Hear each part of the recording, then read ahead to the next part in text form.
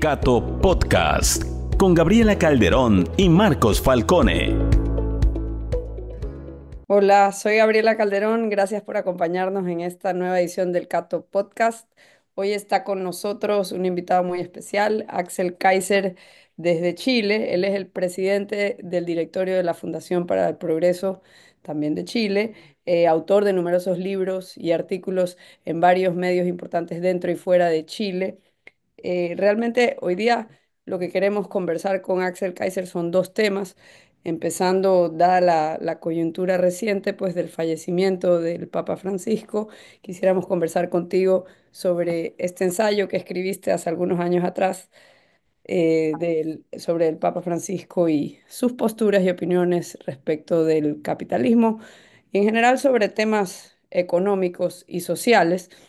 Y también después un poco sobre lo que está pasando en Chile y cómo ves el panorama para las próximas elecciones allá.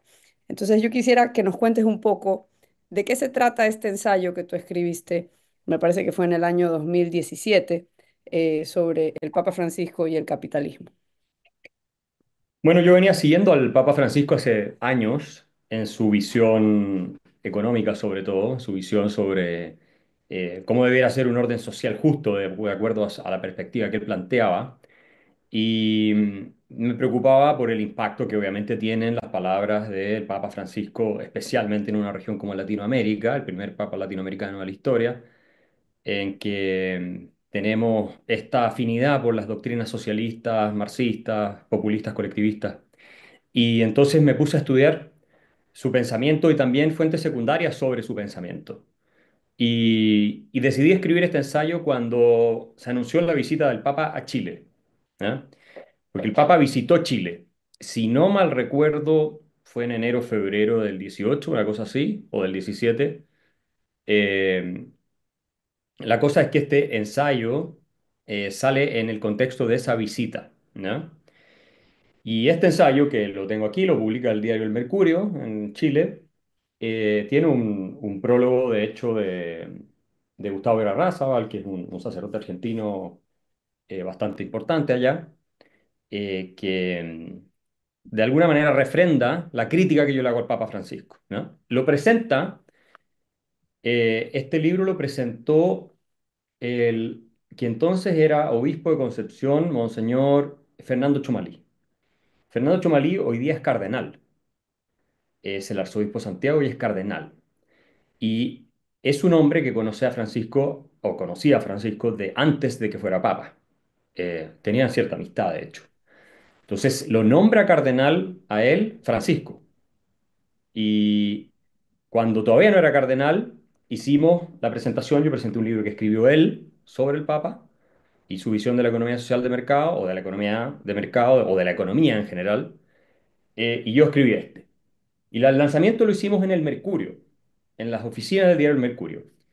Y yo me acuerdo que Fernando Chomalí, que hoy día es la autoridad más alta que puede existir en Chile en materia de una de las más altas del mundo, de hecho, ser cardenal te encumbra en una posición que pocos tienen, estaba muy enojado. Y la presentación que él hizo de este libro fue bastante dura, ¿no? Por no decir agresiva y un poco injusta. Yo estaba criticando a su jefe, entonces él obviamente tenía que defenderlo. Y yendo al contenido del libro, cuando estudias tú las encíclicas del Papa, las cartas que él escribe y todo lo demás, tú te das cuenta que en realidad el Papa es un furibundo anticapitalista. Yo le puse a este ensayo El Papa y el capitalismo, un diálogo necesario, porque quería ser también amable y no simplemente irme en contra del Papa. Pero el Papa es un furibundo anticapitalista, detesta la economía de mercado, no la entiende y de hecho, ustedes pueden ver esto claramente en una frase en que él sostiene que los problemas de América Latina son producto del liberalismo económico. Y afirma que la gente emigra de América Latina.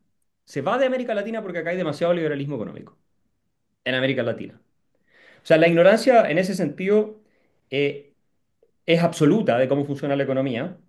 Eh, y, y no solo eso, y voy a profundizar un poco después en su en su filosofía de dónde vienen estas ideas, sino que además el Papa tiene una simpatía tremenda políticamente por los dictadores de izquierda latinoamericanos. Yo tengo un capítulo de eso en el libro, ¿no? Entonces, claro, todas esas cosas ustedes comprenderán, leídas por un obispo que en ese minuto además aspiraba a ser cardenal y todo. En fin, no le generaron una impresión muy positiva y estaba muy, muy enojado conmigo. Y después tuvimos un debate que está en YouTube, de hecho lo pueden ver en la iglesia en Concepción. Estuvimos debatiendo esto en la iglesia misma, digamos, donde él era obispo. Y ese estuvo más civilizado. Pero mira lo que dice Francisco, si me permites un minuto para leerte la reflexión que él hace. Dice, el problema es que Latinoamérica está sufriendo los efectos, que marqué mucho en Laudato Si, de un sistema económico en cuyo centro está el Dios dinero y entonces se caen en las políticas de exclusión muy grandes. Y se sufre mucho. Y evidentemente hoy día Latinoamérica está sufriendo un fuerte embate de liberalismo económico. De ese que yo condeno Evangelii Gaudium cuando digo que esta economía mata. Y dice el liberalismo económico mata de hambre, mata de falta de cultura. Y dice la migración no solo de África a Lampedusa o a Lesbos, sino que la migración es desde Panamá a la frontera de México con Estados Unidos. La gente migra buscando, porque los sistemas liberales no dan posibilidades de trabajo y favorecen delincuencia. Ahora, tú dices en una parte hacia el principio de este ensayo que hay una, o parece haber una noción en América Latina de que el buen católico tiene que estar naturalmente contra la economía de mercado. Digamos, hay esa, yo estoy de acuerdo, como que parece haber esa noción y es particularmente, digamos, nociva para quienes creemos en las ideas de la libertad, porque es una región donde también hay pues muchos católicos. Entonces, ¿nos puedes dar tu opinión acerca de esto? Yo creo que la corriente más influyente desde el punto de vista cultural, intelectual, en la historia de América Latina dentro de la Iglesia, porque es claro que el catolicismo es la cosmovisión más influyente culturalmente en América Latina. No hay nada que se le pueda comparar, ¿cierto? Cuando llegan los españoles traen la civilización occidental, pero vienen con la cruz en la mano. O sea, eso es América Latina. Pero dentro de ese contexto es el jesuitismo. Es básicamente la filosofía jesuita. Y la filosofía jesuita se caracteriza por ser completamente colectivista. Si bien hay jesuitas que no lo son, la matriz ideológica del jesuitismo es una matriz antirracionalista, antiliberal, anticapitalista y en realidad antimoderna. Para los jesuitas lo peor que pudo ocurrir fue la, la ilustración, ¿cierto? Y después esta cosa del individuo. Entonces cuando tú ves los asentamientos en Paraguay, por ejemplo, que es uno de los lugares más famosos, donde se hace la película La Misión, está inspirada en eso. Eh, ¿Y cómo operan? Bueno, básicamente los indígenas que forman estas tribus, estas comunidades, lideradas por los pastores jesuitas o los sacerdotes jesuitas, son entendidos como el cuerpo de Cristo. El cuerpo de Cristo se entiende como uno, es un organismo, que el bien del todo es más importante que el bien de la parte, y en consecuencia tú no puedes tolerar proyectos individuales.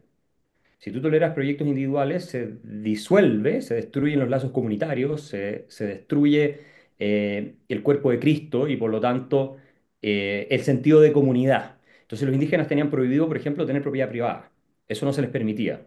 Tenían prohibido comerciar, más allá de cosas muy, muy puntuales, específicas. Tenían que obedecer, obviamente, como en todas este tipo de estructuras colectivistas, al líder espiritual, que es el sacerdote que los está educando, convirtiendo y los está guiando, ¿no es cierto? Entonces, y vivían realmente en un estado de anulación, básicamente, en tanto individuo. Esa es la cosmovisión jesuita, que el liberalismo corrompe, que el mercado corrompe. De ahí viene Francisco también. Él Entonces, es jesuita, ¿no? El él es Papa, jesuita, sí, él ¿no? es jesuita.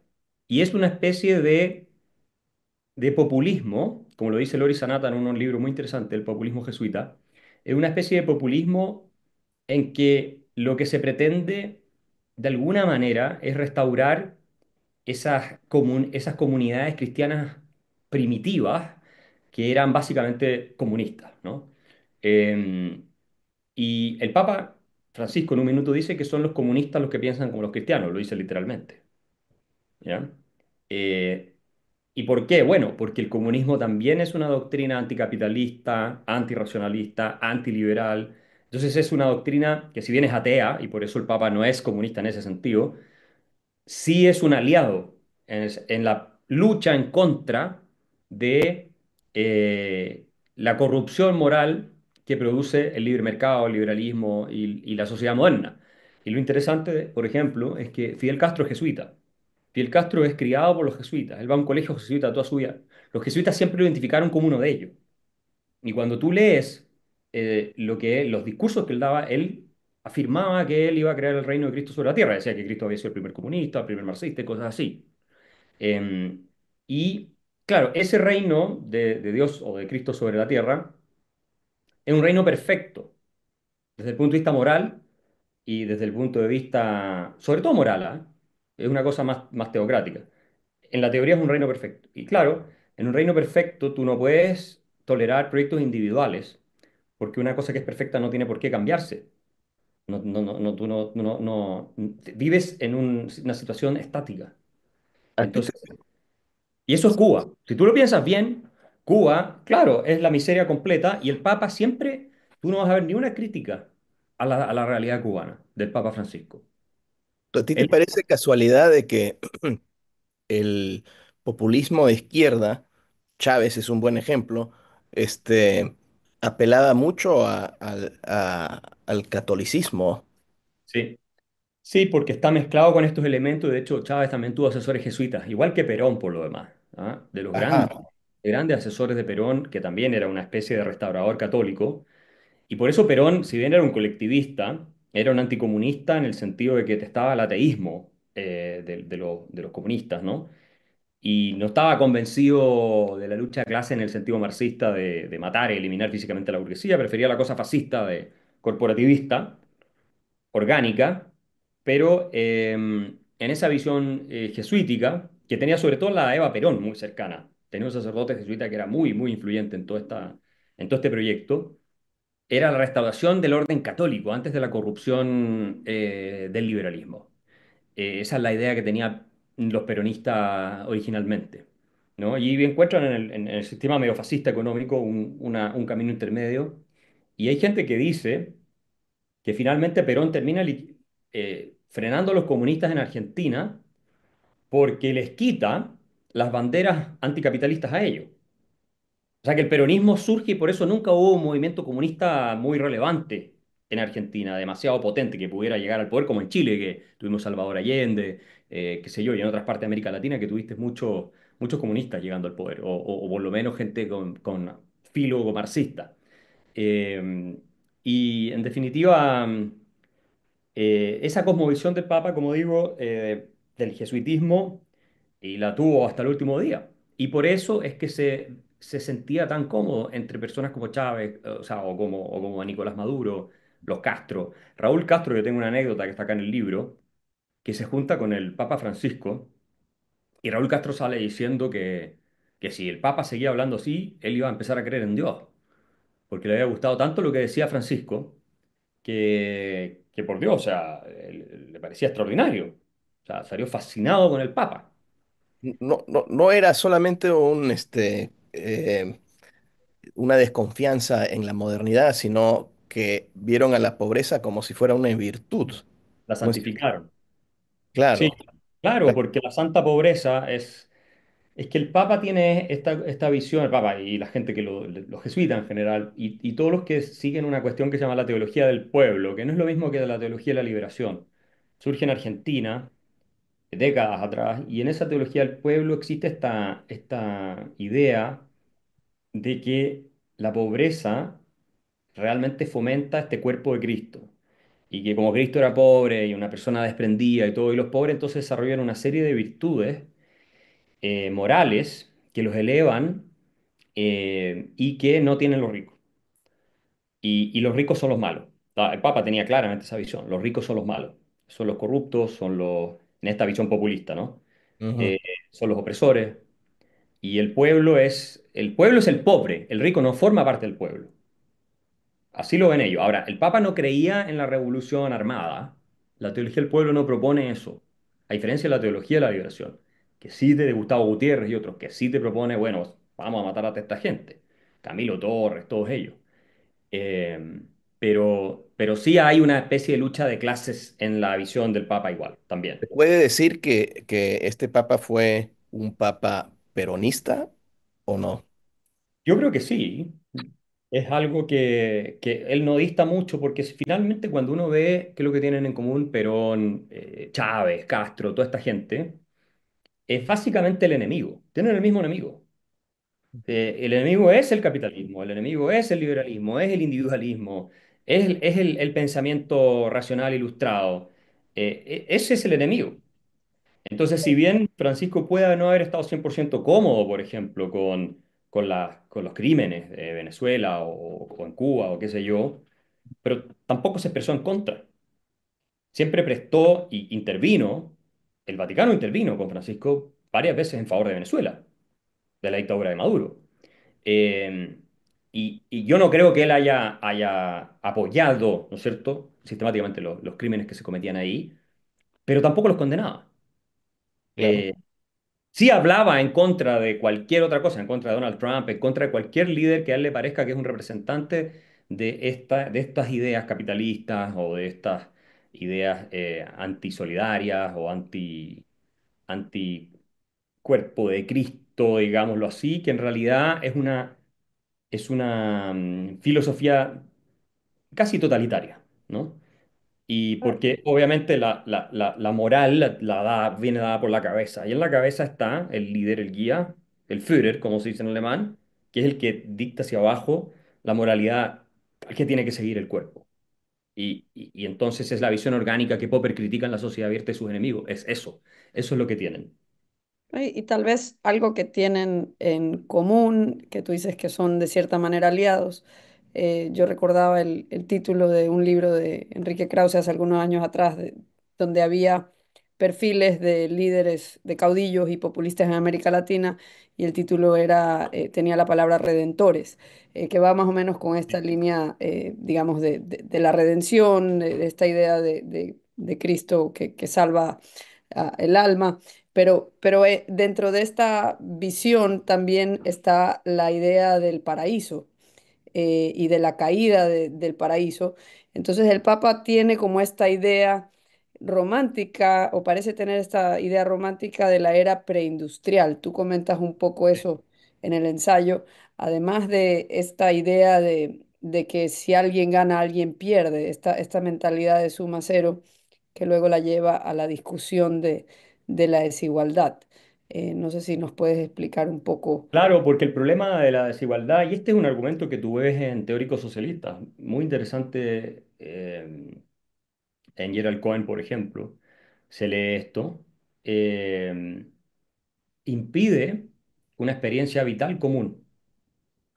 La desigualdad lo que hace, en la filosofía de ellos, en la visión de esta gente, es que no tengas nada en común en tu día a día con tu prójimo. Por ejemplo, si tú eres un multimillonario, que vives en un barrio seguro, que tus hijos van a un colegio increíble, que andas en un lindo auto, tal vez hasta con chofer, en fin.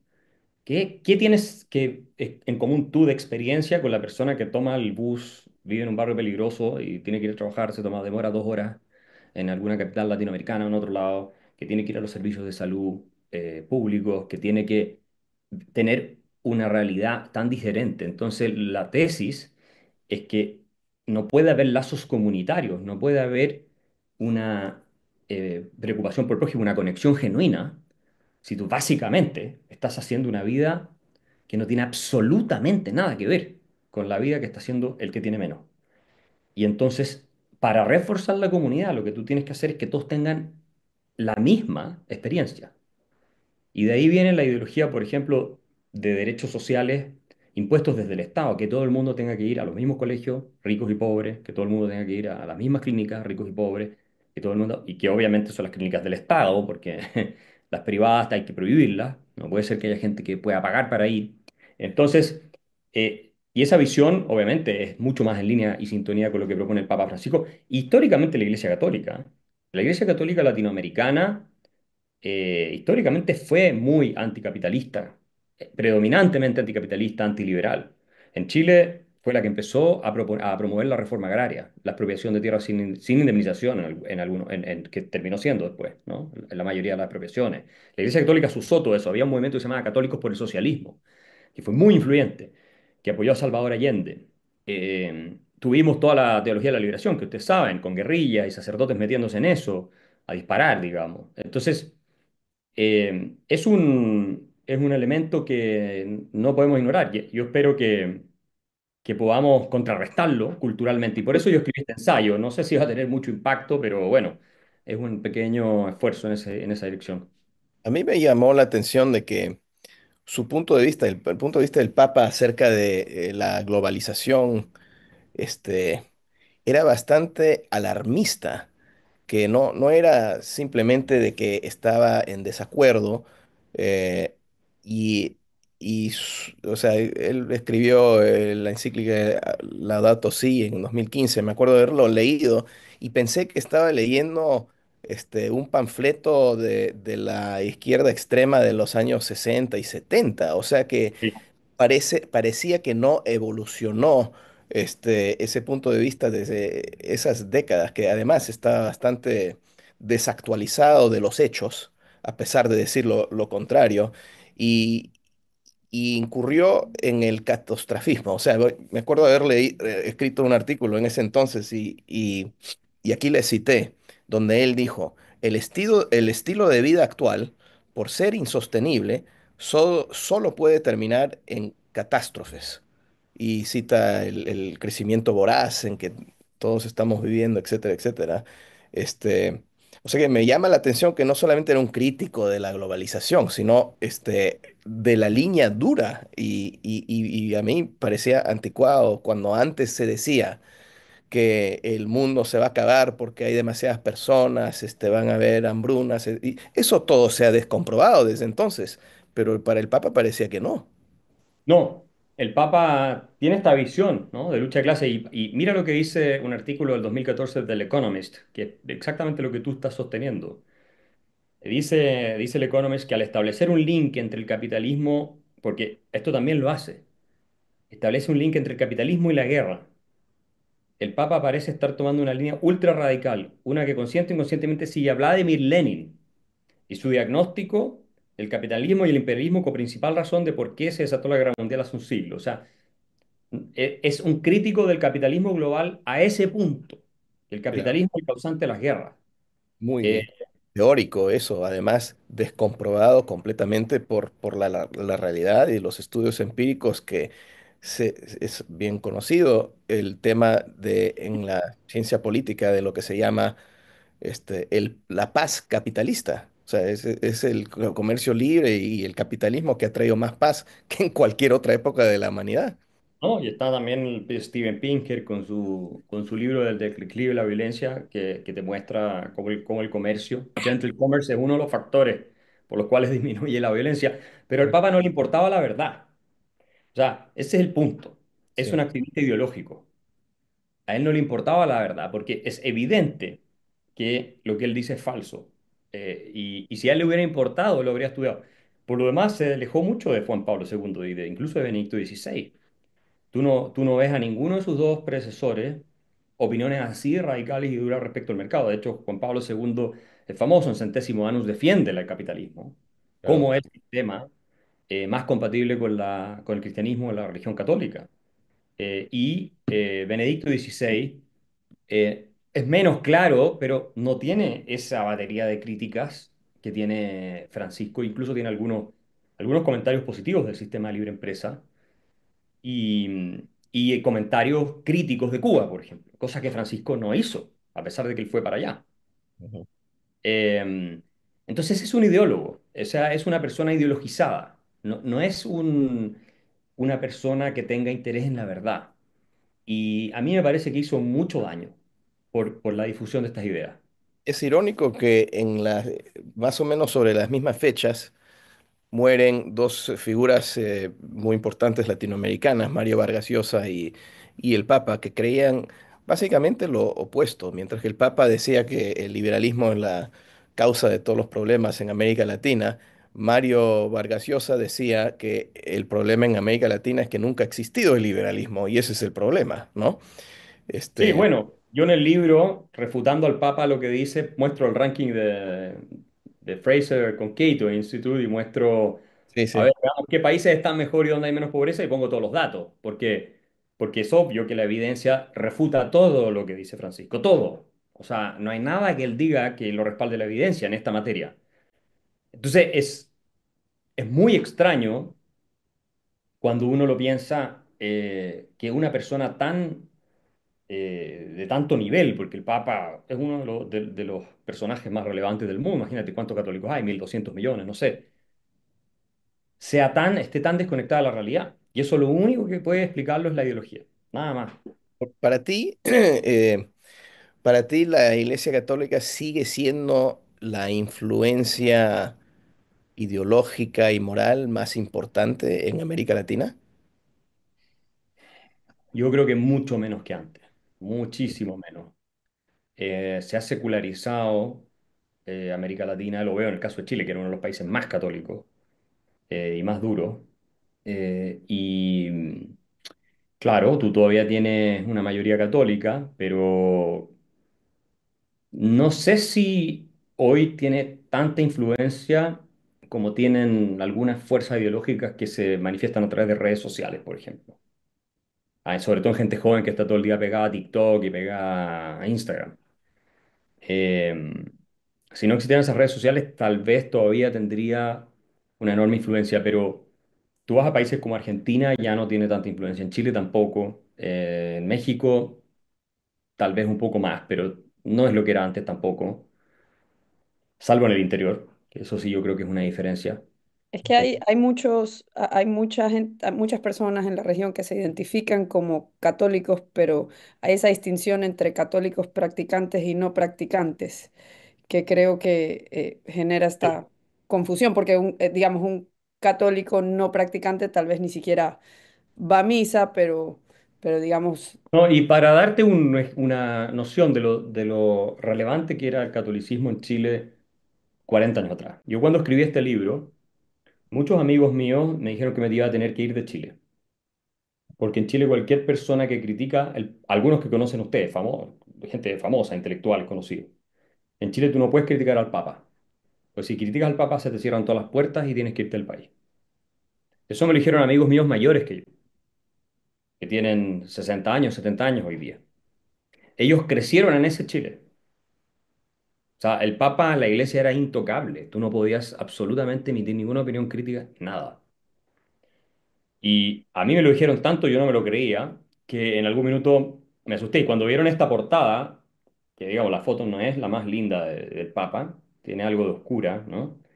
Su expresión no es muy, digamos, luminosa. Y la elegimos a propósito porque él no era muy luminoso. Bueno, cuando la vieron me dijeron, no, tienes que irte, uno de los principales medidores de encuestas de Chile, me dijo, tienes que irte del país, no vas a poder seguir viviendo en Chile. Me dijeron eso. bueno, hay algo que tú No pasó dices, ya nada. para ir terminando este tema, porque no quisiera dejar de hablar también de lo que está pasando en Chile, algo que tú dices en el libro, y tal vez por el clima que describes de lo riesgoso que era en ese momento criticar al Papa en Chile.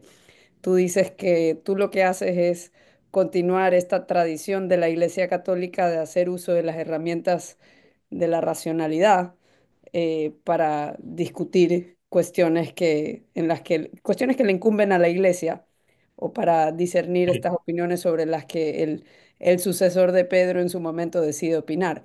Y si bien es cierto, digamos, la Iglesia en ciertos momentos sí ha sido un lugar de amplias discusiones sobre cuestiones éticas y filosóficas que se han reñido, digamos, en distintas épocas. Y en Latinoamérica me da la impresión que lo que predomina es esta noción de la infalibilidad de lo que dice Sí. determinado el Papa. Y el Papa puede cambiar significativamente. Tú lo has dicho, entre Juan Pablo II y el Papa Francisco hay un mundo de diferencia en sus comportamientos y actuaciones y opiniones sobre economía, por ejemplo. Entonces, ¿quién tiene la razón, el Papa Juan Pablo II o el Papa Francisco? Bueno, según esta interpretación extrema de la infalibilidad, pues cada uno en su momento tuvo la razón a pesar de que dijeron totalmente lo contrario. Sí, lo Eh, que pasa es que la infalibilidad es solo en materias de fe, estrictamente claro, hablando. pero eso es malentendido en América Latina. Es malentendido, la gente cree que es infalible en todo. No, no, no. Si yo cito sacerdotes que lo critican. Y también Michael Novak y otros. O sea, es decir, no es infalible el Papa en materia de doctrina social o materia de economía. No faltaba más. Ni siquiera para los católicos que saben. Pero lo que tú dices es verdad. Hay gente que tiende a interpretar esto como si lo que dice el Papa no se puede cuestionar. Y a mí me pasó que yo estuve en discusiones en el diario, en el Mercurio, sobre el Papa y cosas que él decía y todo lo demás, porque obviamente la izquierda lo abrazó al Papa, en todo el mundo. El Papa pasó a ser el líder de la izquierda global, en cierto sentido, cuando se fue Obama, sobre todo del gobierno. Y, y me pasó que tenía amigas, amigos, familias muy ricas. em, que me decían, pero no, no lo critiques, no lo critiques, que eran muy católicos. Déjalo, no lo critiques porque con esto lo único que haces es ayudar a la izquierda. No, si el que está ayudando a la izquierda es él. ¿Ah? Y le está dando además una credibilidad a la causa izquierda moral y todo lo demás que no tenía. Y eso Me- nunca lo hizo Juan Pablo II. Ni Correcto. ver- Yo me acuerdo que el padre Cirico, Sí. cuando se publicó Laudato Si, la encíclica, dijo que ese documento en buena parte era imprudente, ¿no? Lo Sí, lo tengo criticó. citado yo a Sirico. Ah, sí, claro, claro. Sí, entonces, pero bueno, es una lástima porque una iglesia bien inspirada en realidad no debiera meterse en estos temas, ¿no? Es decir, la iglesia tiene que ver con salvar las almas y no meterse en política económica, ¿no? Y política. ¿Tú crees que este papa fue más político que los demás? Y este papa fue totalmente político. Además, dentro del Vaticano lo que hizo fue armar toda una estructura y una red al más puro estilo peronista para asegurarse de que él siguiera gobernando incluso después de muerto. Es decir, o sea, a mí me sorprendería mucho que la elección del nuevo papa no vaya en la línea de un papa progresista de izquierda. Ujú. Lo que hizo Francisco fue preparar todo, el 80% de los cardenales lo nombró, o de la gente que va a elegir el próximo papa lo nombró él, algo así leí el otro día. Eh, y entonces y metió gente por todos lados, afín a su ideología, que es lo que hacen los peronistas, ¿no? Corrompen todas las instituciones. Entonces, yo me sorprendería muchísimo si eligen un papa que esta vez sí sea, como decía de Babylon Bee, un papa católico esta vez.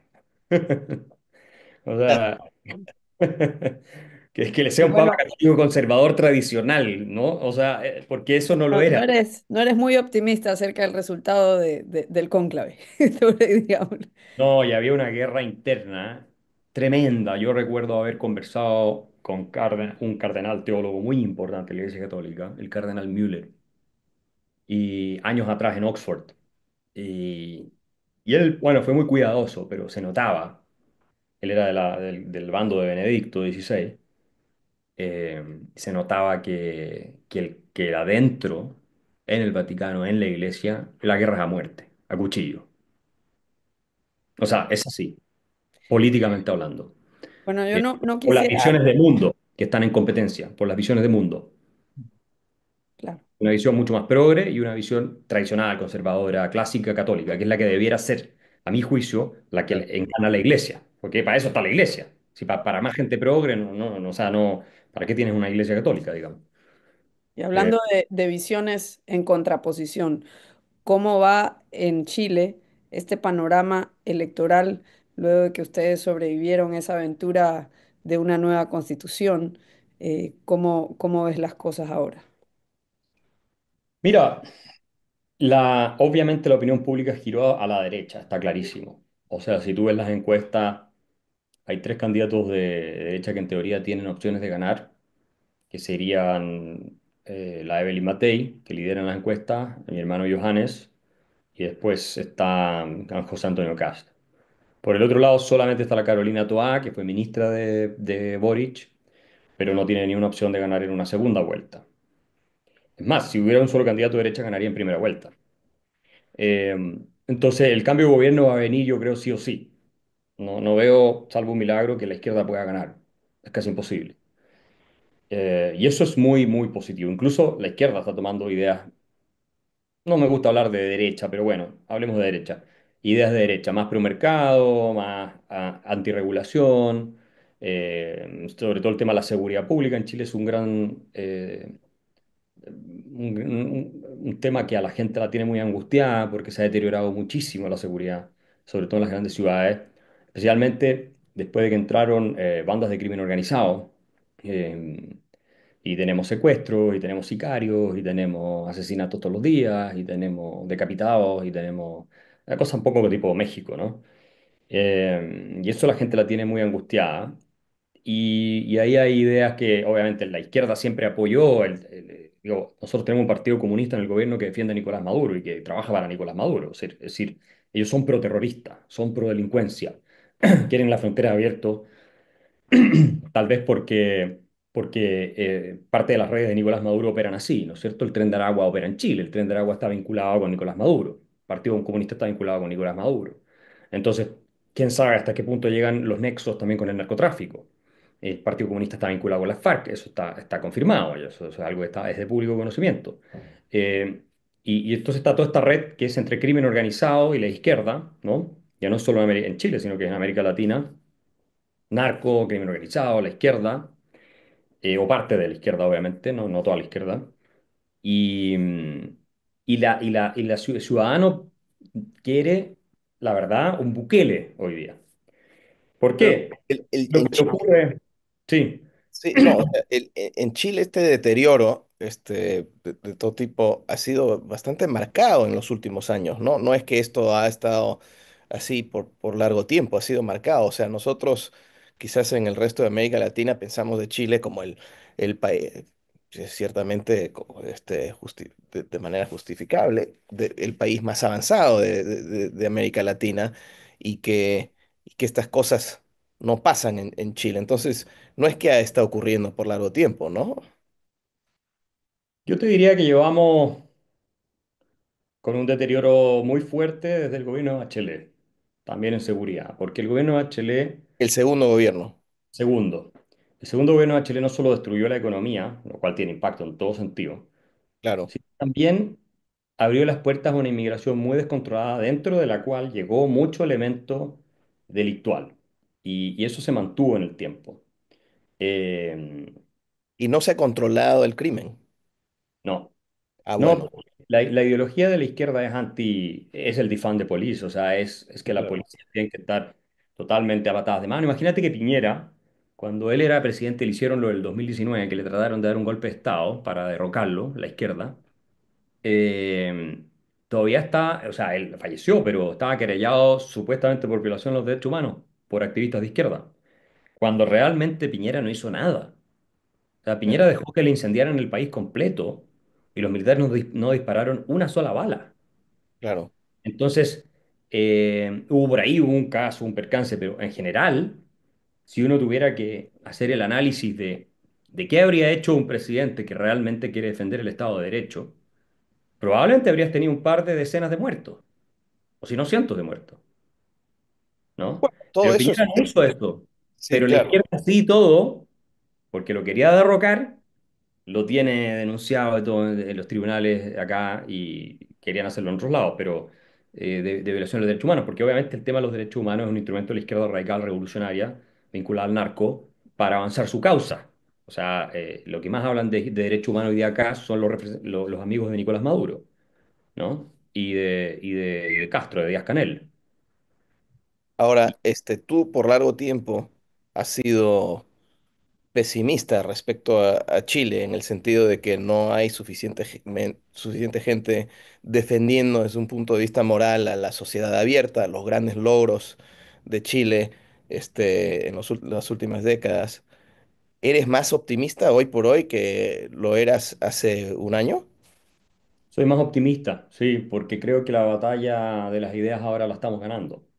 La Ah, ya. pregunta es, sí, sí, se habla de la derechización de Chile, que en realidad es que la mayoría de los chilenos quiere un Estado menos intrusivo, que le bajen los impuestos, que se recorte el gasto estatal, que haya crecimiento económico, que prácticamente no tenemos, o muy bajo, que haya empleo, y también quiere seguridad pública, es decir, rule of law, que se respete la propiedad privada, que no los estén asaltando, que no los estén matando. Y para eso están dispuestos a medidas más radicales, de despido de funcionarios estatales, de bajas de impuestos, de recorte de gastos, etcétera.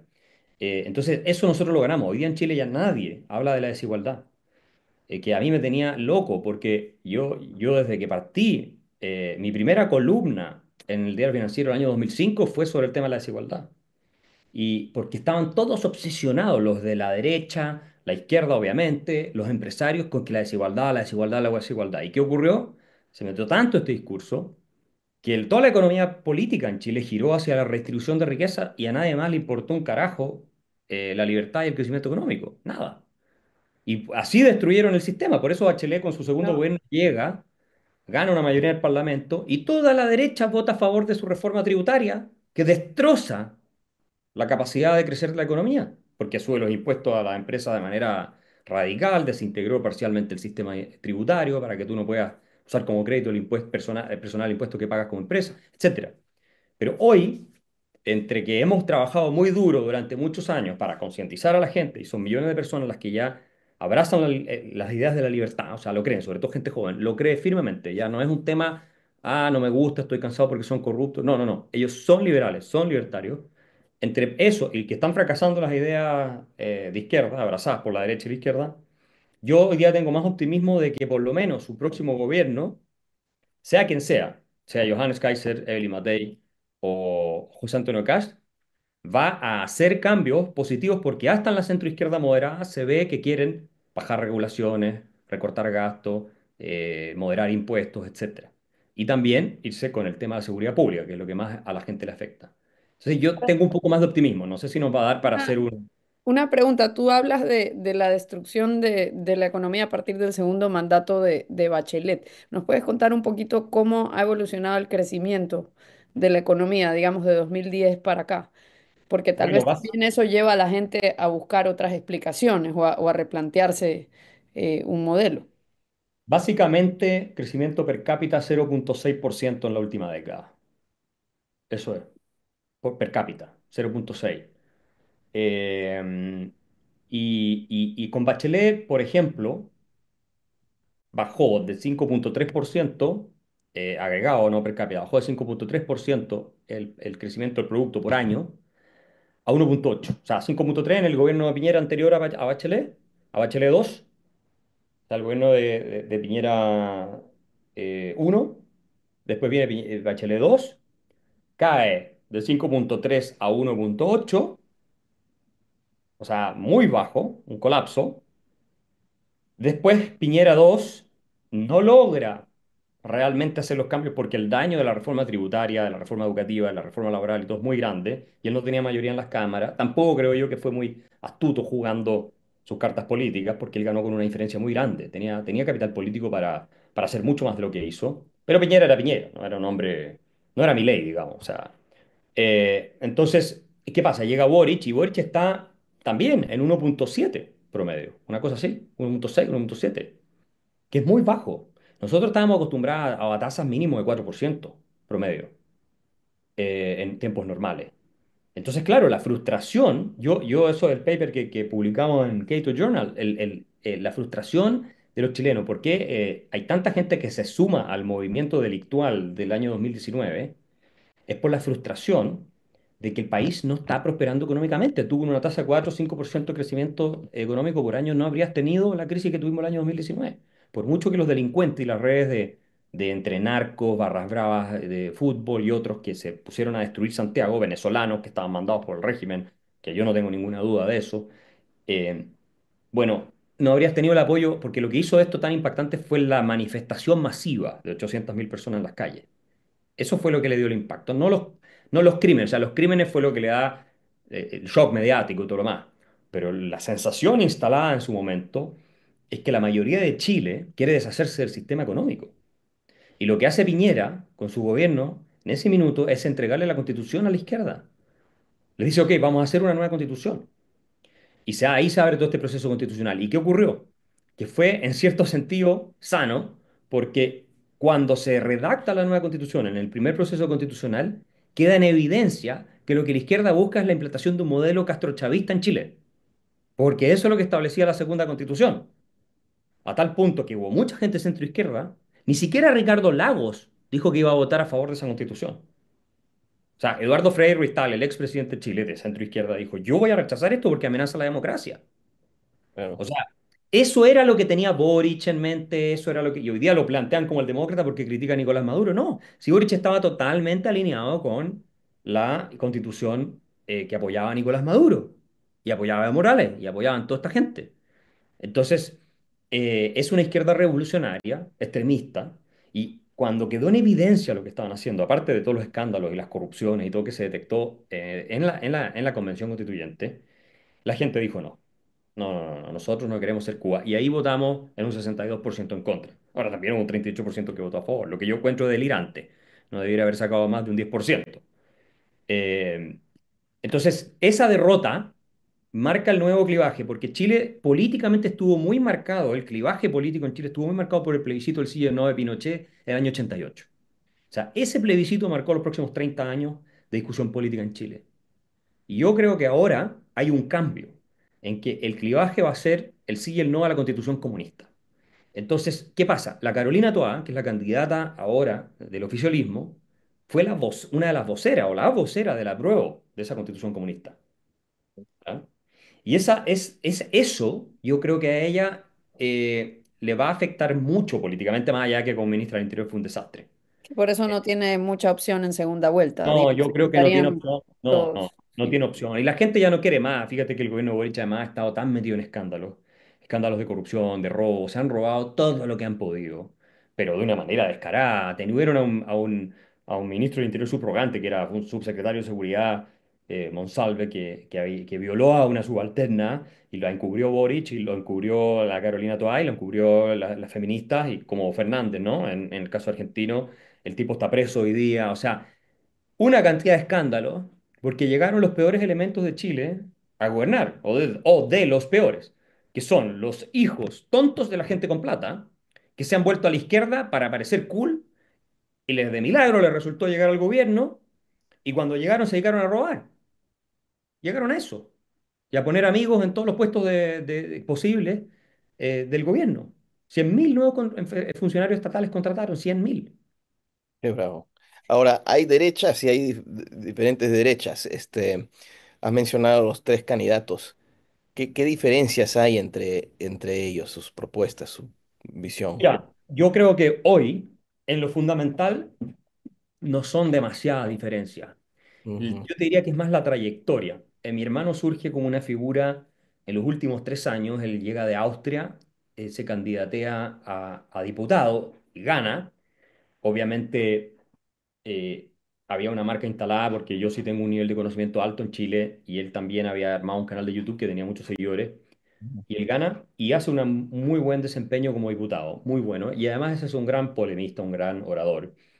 Y él empieza a marcar una línea más dura en términos tipo Milley, de free market, de libre mercado, por un lado, y también más dura en materia de seguridad. Y eso obliga a todo el escenario político, porque él irrumpe, no es que se quede en un 3%, llega a un 13, 14, 15 en algunas encuestas, incluso está empatado técnicamente con Matei. Entonces, él obliga a todo el escenario político a correrse hacia las posturas más, entre comillas, de derecha. Eh, y Evelyn Matei y Chile Vamos toman nota de esto y dicen, bueno, si nosotros tampoco ofrecemos soluciones contundentes, puede que no ganemos. Ahora, yo tengo la impresión que Matei es más abierta a soluciones duras en materia de bajar impuestos y todo lo demás, y de seguridad, que la gente piñerista que estuvo en el gobierno anterior y que está en torno a ella. Y uno de los problemas que ella enfrenta como candidata, creo yo, es el legado de Chile Vamos. Porque Chile Vamos, que fue el que gobernó 2 veces con Piñera, en realidad no hizo ninguna reforma estructural de fondo en favor del país, sino que además aprobó muchas reformas que contribuyeron a destruir el país. o por lo menos a dañarlo. La tributaria es una y la educacional es otra, contra el sistema de voucher. Eh, por nombrar dos, pero aprobaron una serie de leyes con la izquierda. Acaban de aprobar la ley al sistema de pensiones, la reforma al sistema de pensiones que celebró José Piñera, pero que en realidad, si uno la analiza bien técnicamente, claro, no destruyeron el sistema de pensiones, pero sí le están haciendo un tremendo daño porque se reintroduce el reparto, eso es así, y porque en verdad hay un impuesto encubierto al trabajo que se está metiendo ahí con este crédito forzoso que los trabajadores le tienen que dar al Estado que te va a devolver en 30 años más. Entonces, hay varias cosas que Chile Vamos apoyó sin tener ninguna necesidad, claro, a Matei ella tiene que ver cómo se desmarca. Y también un poco la agenda woke, ¿no? Las personas acá en Chile también están cansadas de eso. Y eso también viene en retroceso, yo creo, en todo el mundo. Pero acá también están cansadas y en algún minuto hubo sectores de Chile Vamos que estuvieron muy con la agenda woke, que el tema trans, que la educación sexual integral, que era una cosa bastante degenerada que estaban planteando la izquierda y que la derecha estuvo apoyando, yo creo, sin saber realmente qué estaba haciendo, porque pensaban que estaba bien, estaba de moda hacerlo. Votaron una serie de leyes laborales. Acá hay una ley que se llama la Ley Karim, por ejemplo, que es una ley básicamente que crea a todos los empleados, los convierte en espías y en denunciantes de sus colegas, básicamente, y por acoso laboral, que se define, o acoso, claro, laboral, que se define de manera tan amplia que cualquier cosa es acoso laboral. Entonces hoy día la inspección del trabajo está colapsada con las denuncias y no saben qué hacer porque no las pueden procesar. Axel, Eh, y eso lo apoyó la derecha. Axel, perdón que te interrumpa, pero estamos llegando hacia el final del programa y no quería terminarlo sin preguntarte que nos digas si puedes en 2 minutos. Si tú tendrías que escoger 2 o 3 reformas estructurales que necesita Chile hoy para volver a crecer a esas tasas más altas, ¿cuáles creerías que son esas? Mira, yo creo que hay que bajar el impuesto, hay que hacer un flat tax. Hay que meter un flat tax de 15% a las empresas. A las empresas, digamos, ya todo, al flat, para todo. IVA a todo lo demás y un recorte gasto público por lo menos de, ojalá, 12.000 millones de dólares por año. Nosotros tenemos un presupuesto más o menos 90.000. Hay gente que dice que se puede recortar 9.000 porque estamos en un ritmo de gasto con déficit fiscal tan alto que estamos entrando en zona de riesgo de caer en default si seguimos así en un par de gobiernos más o en un gobierno más o en dos. Entonces tenés que recortar el gasto fuerte. Eso lo hace que hace el próximo gobierno sí o sí, ¿ah? O sea, no es alternativa. Eh, y tenés que bajar impuestos también de manera muy sustancial. Y una última estructural es lo que acá se llama la permisología, que Chile está completamente paralizado por la cantidad de burocracia y permisos que tú tienes que obtener. Tú te demoras el doble del promedio de los países de la OCDE en hacer andar un proyecto de inversión en Chile, o más del doble. Eh, Tramitología, le decimos en otras partes también. Tramitología, eso nos tiene liquidado. Y ahí hay un consenso también, que eso hay que modificarlo. Ahora, el flat tax no hay consenso, pero hay consenso de que hay que bajar los impuestos a las empresas, sobre todo. Pero va a haber que bajarlo big time, porque si no, no vas a tener un impacto realmente importante. O sea, pero bueno, depende de quién salga y el Parlamento como quede. Hay opciones de que la derecha tenga mayoría en el Parlamento. Eso se ve muy bueno. Bueno, queríamos agradecerte por acompañarnos hoy. Hemos estado conversando con Axel Kaiser de la Fundación para el Progreso en Chile acerca del Papa y sus posturas frente al capitalismo y también del panorama en Chile que está próximo a tener elecciones. Muchas gracias por acompañarnos. Los vemos la próxima semana. Gracias Gracias, a usted. Un gracias. abrazo. El Cato Podcast con Gabriela Calderón y Marcos Falcone.